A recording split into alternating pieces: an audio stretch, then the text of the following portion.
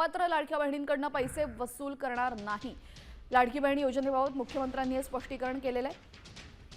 मात्र 14,000 पुरुषांकडून पैसे वसूल करणार असल्याचं मुख्यमंत्र्यांनी म्हटलेलं आहे। आपल्यासोबत आमचे प्रतिनिधी शिवाजी शिंदे जोडले गेलेले आहेत। काय अधिकची माहिती या संदर्भात? भगिनींचा मुद्दा गाजत होता। लाडक्या बहीण योजनेतून जवळपास 81 लाख महिलांना वगळण्यात आल्यानंतर विरोधकांनी टीकेची झोड उठवली होती। त्यानंतर आता मुख्यमंत्र्यांकडून स्पष्टीकरण आलेलं आहे। ज्या अपात्र लाडक्या बहिणी झालेल्या आहेत त्यांच्याकडून कुठलीही वसुली केली जाणार नाही अशी सरकारची भूमिका आहे।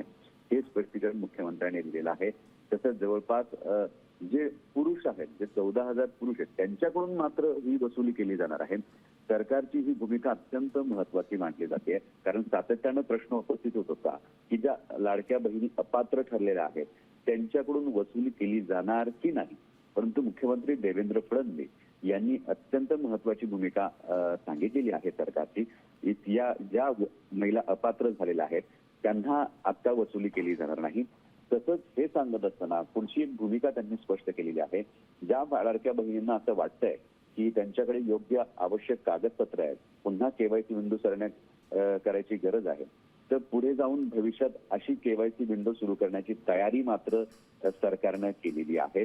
त्यामुळे आता जो पुरता जो मुद्दा आहे 81 लाख लाडक्या बहिणीच्या अपात्र ठरल्यात त्यांच्याकडून मात्र कुठलीही वसुली केली जाणार नाही, ही सरकारची भूमिका आहे। जी, धन्यवाद सर आपण दिलेल्या सविस्तर माहितीसाठी। तर आपण पाहतोय अपात्र बहिणींकडून वसुली होणार नसल्याची महत्त्वाची भूमिका मुख्यमंत्र्यांनी मांडलेली आहे। मात्र 14,000 पुरुषांकडून पैसे वसूल केले जाणार आहे।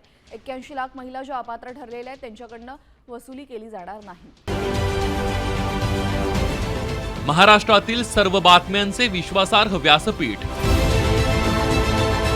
सकाळच्या सर्व सोशल मीडिया प्लॅटफॉर्मला लाईक, फॉलो आणि सबस्क्राईब करा। तसंच सर्व नोटिफिकेशनसाठी बेल आयकॉन प्रेस करायला विसरू नका।